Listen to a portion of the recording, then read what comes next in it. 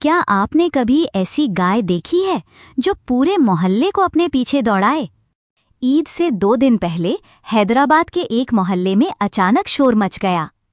लोग छतों पर चढ़ गए, बच्चे चीखने लगे और एक बड़ी सफेद गाय गलियों में ऐसे भाग रही थी जैसे वो किसी मिशन पर निकली हो। मगर किसी को नहीं पता था, असल हंगामा अभी बाकी था। ये कहानी थी शिराज के खानदान की।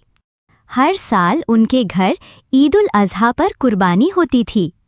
इस बार शिराज के अब्बू एक बहुत खूबसूरत और ताकतवर गाय खरीद कर लाए थे। मोहल्ले वाले भी गाय को देखने आते। लेकिन एक अजीब बात थी, वो गाय सिर्फ रात को शरारत करती थी।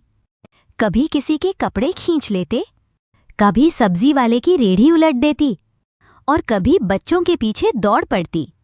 एक रात शिराज ने देखा कि गाय खामोशी से दरवाज़ा खोल रही है। अब्बू, गाय बाहर जा रही है। सब लोग फौरन जाग गए। चाचा सलीम चप्पल पहनकर भागे, मगर फिसलकर सीधे पानी की टंकी में जा गिरे। पूरा मोहल्ला हंसने लगा।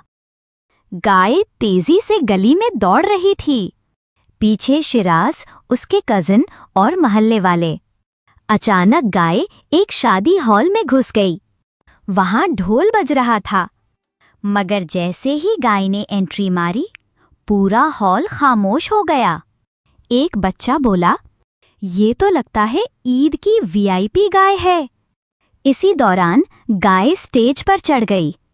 ढोल वाला खौफ से भागा और चाचा सलीम स्टेज पर फिसलकर केक में जा गिरे। फिर शिराज आहिस्ता से गाय के पास गया। उसने प्यार से उसके सर पर हाथ रखा और हैरत अंगेज तौर पर गाय फौरन पुरसकून हो गए।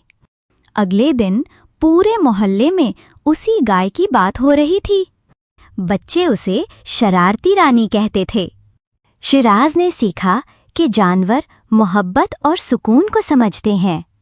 गुस्सा हमेशा मसला बढ़ाता है, मगर नरमी दिल जीत लेती है। और वो ईद पूरा मोहल्ला कभी नहीं भूल सका।